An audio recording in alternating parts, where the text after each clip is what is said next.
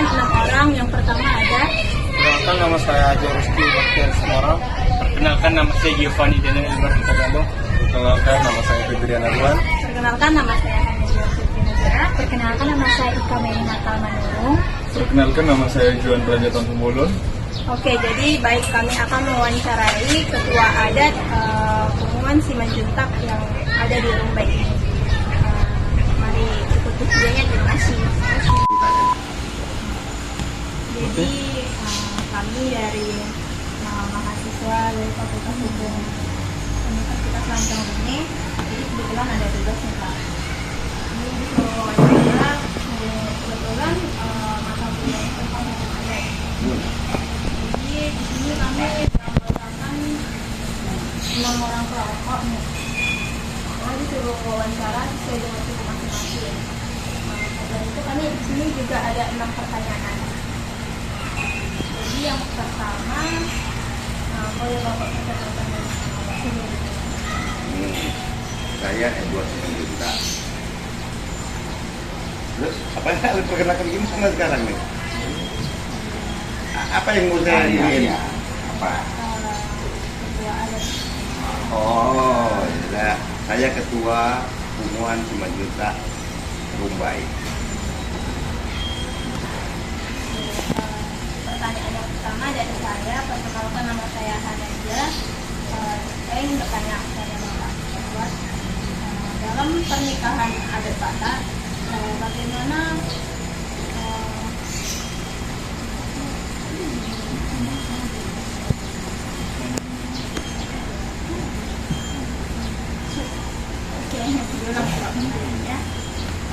pertanyaan saya, bagaimana tata cara pembagian harta warisan dalam adat Batak ini ketika kedua orang tua dalam satu keluarga ini telah meninggal? Biasanya kan kalau di Batak itu lebih kepada anak laki-lakinya. Apa bisa dijelaskan? Oh, ya memang dari dulu, dari opung-opung Batak dulu, ya kan, memang sesuai dengan hukum Batak bahwa laki-laki lah yang berperan. Nah, laki-laki lah yang berperan. Jadi itulah kenapa jadi harta warisan itu jatuhnya ke laki-laki, dan biasanya ditujukan ke anak bungsu atau syapudan. Ya, karena apa? Karena syapudan itulah yang akan merawat orang tuanya. Itu konteksnya dulu ya. Itu konteksnya dulu kita ambil. Karena kan biasanya anak laki-laki kan ada yang pertama merantau atau menikah, gitu kan. Jadi yang terakhir inilah yang akan merawat orang tuanya. Itulah konteksnya. Misalkan kan kebanyakan nih, jadi dari kayak misalkan dalam satu keluarga itu mempunyai rumah, maka diberikanlah rumah itu kepada anak bungsu laki-laki. Ya, Karena dia akan merawat orang tuanya. Itu konteksnya dulu ya. Tapi kalau di zaman sekarang kan sudah modern, ya kan. Memang ada sebagian yang tetap memakai seperti itu. Tapi ada juga beberapa sekarang membagi rata. Yang perempuan juga dapat, yang laki-laki juga dapat. Ada yang mengikuti porsi, umpamanya 50% untuk laki-laki, atau 70% laki-laki, 30% untuk perempuan. Ada yang seperti itu. Jadi yang menentukan pembagian harta warisan itu apakah terkait dengan saudara dari mereka atau tulangnya? Gini ya, kalau di kampung itu umpamanya orang tua kita meninggal, terakhir harta gono-gini itu di rapat kampung biasanya. Tapi bukan rapat kampung yang menentukan, ya kan? Biar didengar orang bahwa harta ini untuk siapa, tanah ini untuk siapa, ladang ini untuk siapa. Dan biasanya sudah sebelum meninggal orang tuanya si keluarga sudah ada pemberitahuan sebelum-sebelumnya. Jadi hanya menegaskan aja ke orang sekampung bahwa ladang ini punya si Anu, bahwa rumah ini punya si Anu. Itu contoh kepada orang tua saya dulu, ya kan? Karena orang tua saya, bapak saya adalah yang paling bungsu, ya kan? Jadi waktu opung meninggal, diundang orang kampung, ya di situ dikasih tahu bahwa rumah Bolon ini punya bapak, untuk bapak. Tanah ini untuk Pak Tuo, tanah ini untuk Pak Tuo yang A. Dan kebetulan Boru nggak dapat. itu saya nggak tahu ya. Dulu seperti apa ya? Suami. Iya, itu kan gitu. Jadi saya nggak tahu. Tapi sekarang ini kan ada yang dapat. Contoh yang ada juga saudara yang dari Brastagi. Itu bagi rata mereka semua. Tanah ini satu tanah dijual, umpamanya 100 juta, berapa mereka bagi? Bagi rata. Jadi tidak ada laki-laki, tidak ada perempuan. Karena itu sekarang ini tergantung dari keluarganya, kesepakatannya seperti apa. Tapi kalau dulu-dulunya memang laki-laki yang mendominasi. Baik, terima kasih atas pertanyaannya. Berikutnya teman saya yang bertanya. Satu pertanyaan dari sini ya, ada siapa tadi. Pak, sebenarnya saya pemain lapangan Pak. Saya ingin bertanya, apabila pernikahan adat itu akan berlangsung, sebelumnya adakah larangan atau pantangan yang tidak boleh dilakukan oleh laki-laki dan perempuan? Sebenarnya ada, tapi itu untuk kebaikan. Contoh, waktu saya menikah dulu, istri saya tuh dilarang kemana-mana. Maksudnya apa? Jangan sampai terjadi kecelakaan. Itu aja poinnya sebenarnya. Bukan kemana-mana ya. Biar tidak terjadi apa-apa sehingga mengganggu hari raya sudah disepakati, undangan sudah disebar, ya kan? Udah tahu tanggalnya di mana. Jadi nggak dibolehkan. Ya itulah, nggak dibolehkan pergi lah. Bukan apa-apa maksudnya, itu aja. Seandainya terjadi eksiden, wah kacau semuanya. Sopo sudah di booking, catering sudah di booking, kan harukian itu namanya. Gitu, itu aja sih sebenarnya. Tidak ada konteks yang lain. Tahu saya ya. Baik, selanjutnya pertanyaan dari saya. Waktu itu sudah lama. Perkenalkan, nama saya John Raya Tambu Bolon. Di sini saya akan bertanya bagaimana cara penentuan mahar atau sinama di dalam pernikahan adat Batak. Oh, mahar ya. Kalau kita bicara mahar, biasanya begini. Dulu itu berdasarkan tingkat sosial. Dulu ya, kita bicara dulu berdasarkan tingkat sosial. Jadi semakin tinggi sosialnya semakin mahal lah. Bor-borunya, ya kan? Di daerah Sumatera Utara itu masih berlaku. Contoh kawan saya, sarjana harganya sekian, ya kan gitu. Semakin tinggi pendidikannya semakin mahal. Itu sempat saya pertanyakan. Jadi kalau konteks itu kan nggak ada kan jadinya? Iyalah bang, jadi kacau gitu aja kan. Tapi itulah aturan main mereka, ya kan? Semakin tinggi status sosialnya semakin mahal. Karena kan alasan lebih pihak perempuan kan udah berapa duit menghabiskan, padahal dia orang itu. Jadi seperti jual beli barang, maaf kakak belinya kan, seolah-olah kan seperti itu. Tapi sekarang enggak. Kalau di sini terutama di Kandaru itu tergantung kesepakatan aja.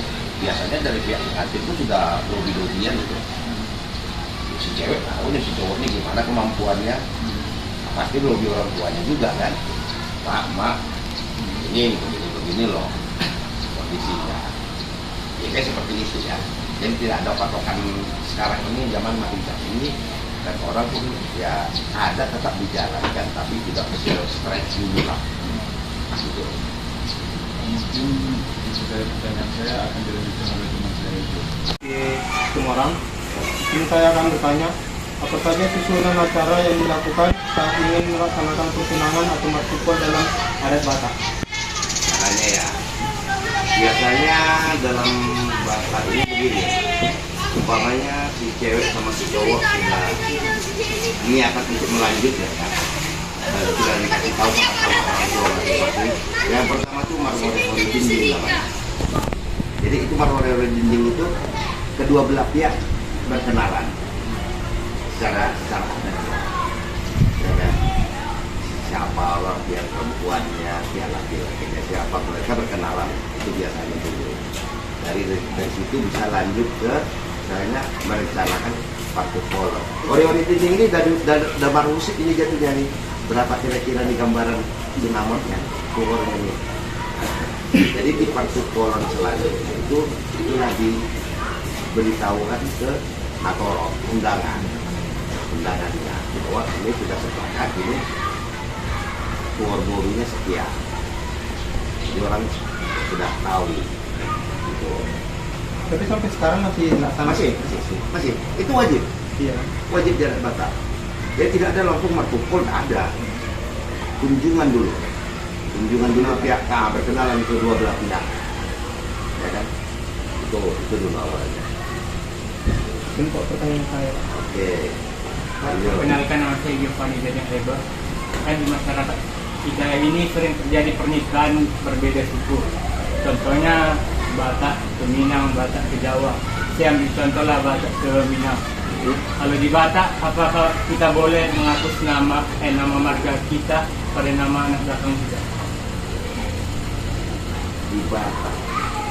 Mengaku seperti apa maksudnya? Nama marga, menghapus marga. Jika kawin sama orang Minang. Tunggu, si dia laki-laki orang Batak? Oke. Sebenarnya gini. Penghapusan marga itu ya tergantung dari kitanya juga ya. Berarti di Batak nggak ada. Marga itu akan melekat seumur Iya. hidup. Marga, kemanapun kita akan melekat seumur hidup kita. Tapi kalau kita tidak mempergunakannya, itu terserah kita lagi. Ya kan? Terserah kita. Contoh saya, ya kan? Di akta lahir saya 9 juta nggak ada. Ya dulu sih nggak tahu kenapa orang tua saya mau bikin begitu ya. Jadi waktu saya setelah menikah saya bikin di KTP, itu jadi polemik sama saya. Kenapa? Di pemerintahan jadi kacau. Ya kan? Kalau diminta akte, tidak ada marga. Di KTP saya pada marga. Berurusan dengan bank, saya disuruh robah. Saya suruh putusan pengadilan. Wah, repot saya bilang tadi. Jadi sampai sekarang KTP saya tak ada marga. Bukan berarti saya tidak mengerti, saya baca, saya baca. Cuman kenapa tidak ada marga, ya saya nggak tahu. Orang tua saya, ya kan, membuat apakah dulu di masa dia dulu zaman lagi diskriminasi Batak, saya nggak tahu. Sembunyikan nama. Iya, bisa jadi, sebenarnya nggak tahu itu. Tapi apapun ceritanya marga itu melekat seumur hidup. Kemanapun kita pergi, kalau kita dibilang orang Batak, pasti ditanya marga, pasti. Gitu, ya. Saya Febrian Arwan, saya ingin bertanya kepada Bapak, bagaimana proses adat Batak ketika yang kita tahu kakek atau nenek meninggal yang disimpan dengan opung di dalam suku Batak meninggal, dan apakah harus dilakukan adat, apakah wajib?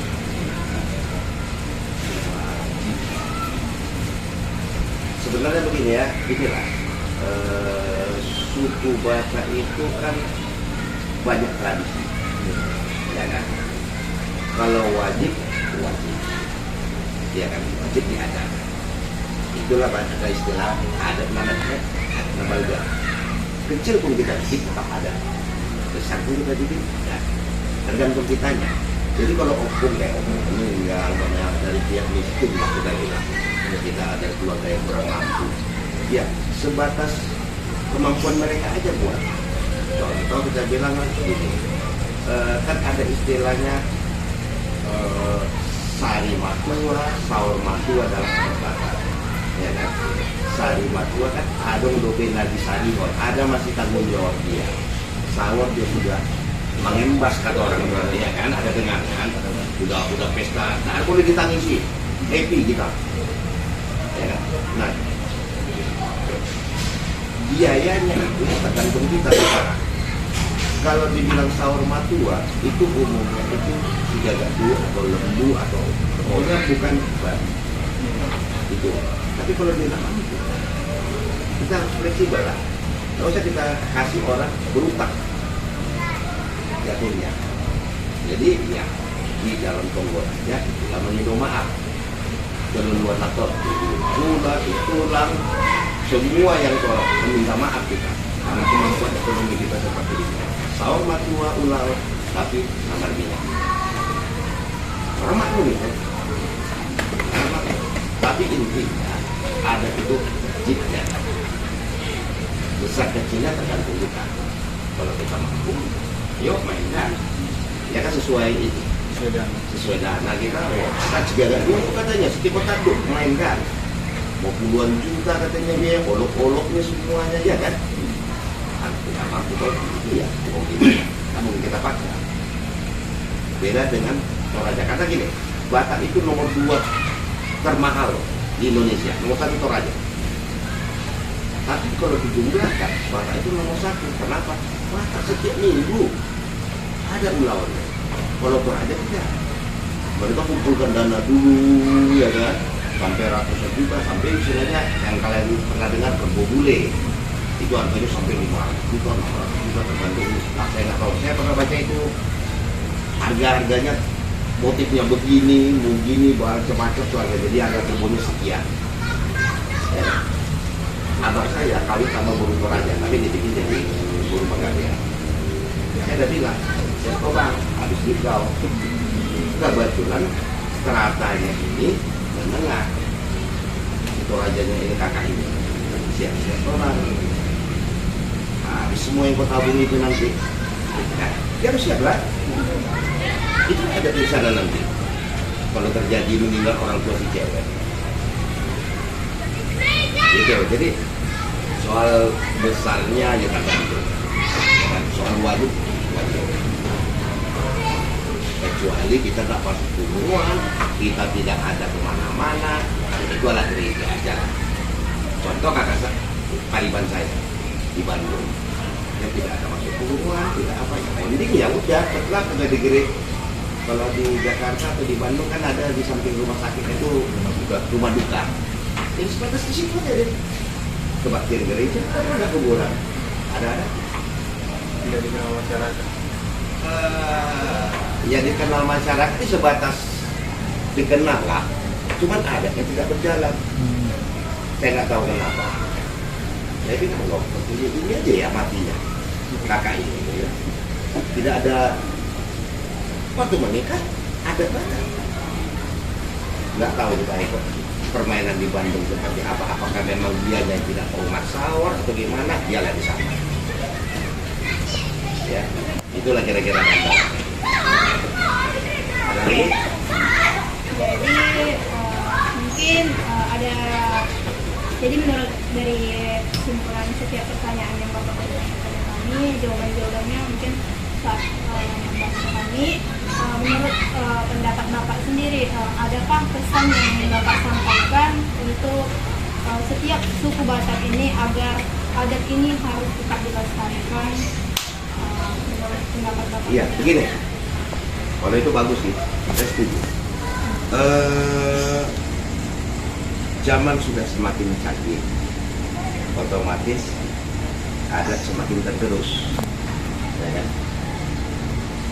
Penggunaan pemahaman adat pun semakin banyak orang dilupakan. Ya kan? Tidak usah jauh-jauh lah. Kalian bisa bahasa Batak?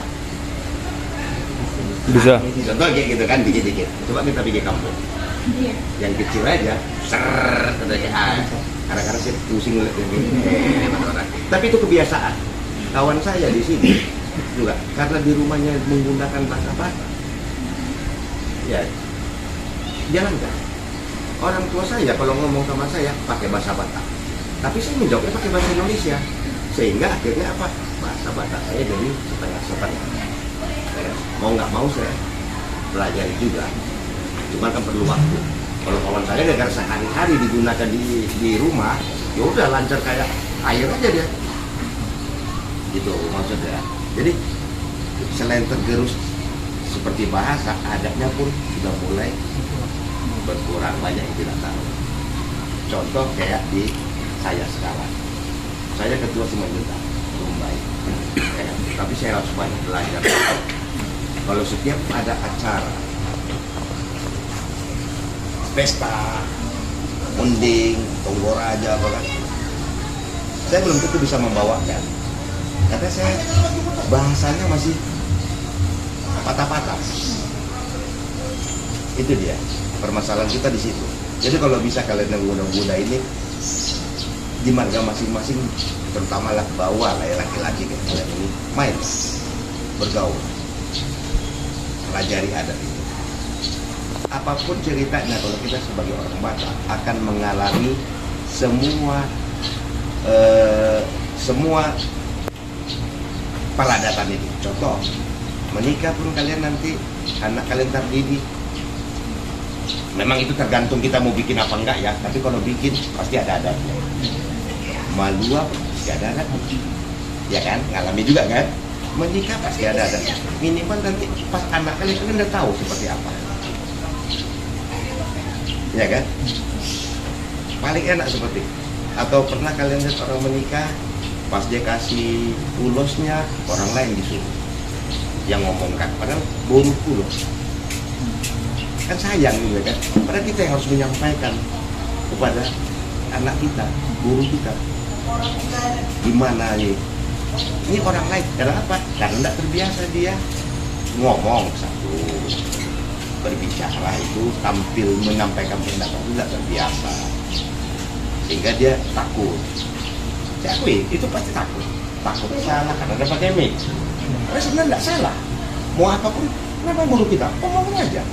Cuman minimal dia tahu dulu apa simbolnya mau dikasih ini. Sebelum tahu ya tanya dulu. Kalau aku mengasih ini, apa sih ininya, maknanya, oh begini, sehingga kita kan tahu. Oke, jadi baik sekian wawancara kami kepada Bapak Simanjuntak selaku Ketua Adat daerah Limba ini, Ketua Adat Marga Simanjuntak. Jadi terima kasih atas telah melihat video dan terima kasih atas waktu Bapak. Jadi kami mohon pamit dan sama-sama kita ucapkan Shalom.